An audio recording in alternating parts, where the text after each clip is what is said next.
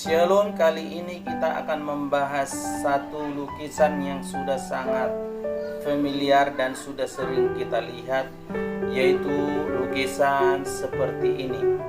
Lukisan ini sering disebut dengan lukisan tangan berdoa.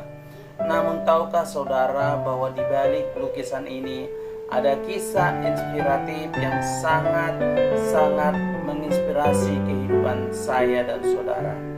Yuk kita simak penjelasan atau kisah di balik lukisan tersebut. Ternyata memiliki kisah yang menarik.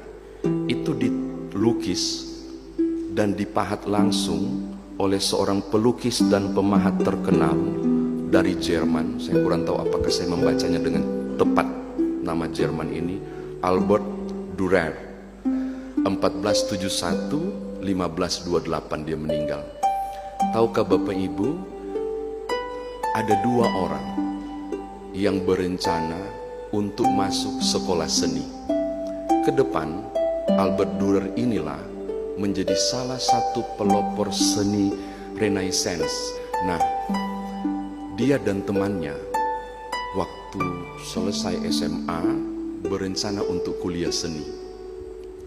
Mereka orang yang tidak mampu, kurang mampu, lalu buat sepakat seperti ini.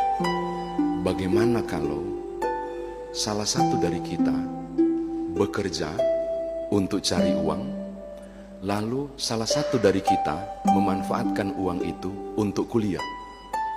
Jika yang kuliah ini sudah selesai, maka seluruh penghasilan pekerjaan dari kuliahnya itu membiayai orang yang sudah bekerja untuk membiayai kuliahnya. Mudah-mudahan Bapak Ibu paham maksud saya.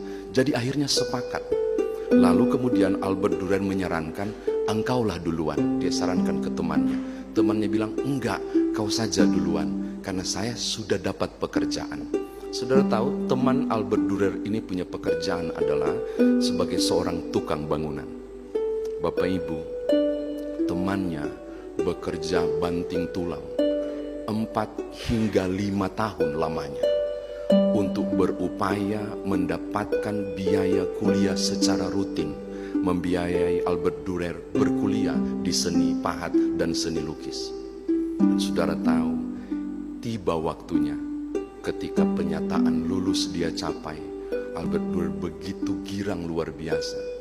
Dia mencari sahabatnya, tidak ada dalam gedung itu untuk selebrasi wisuda.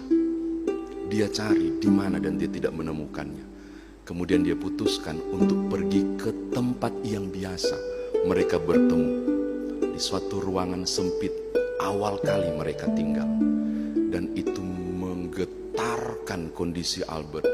Ketika dia baru mau ketuk jendela itu, dia terhenti.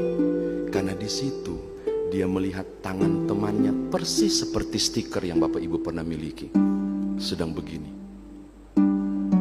Dia melihat dari samping, temannya sedang berderai air mata. Saya catat kalimat doa yang disampaikan temannya.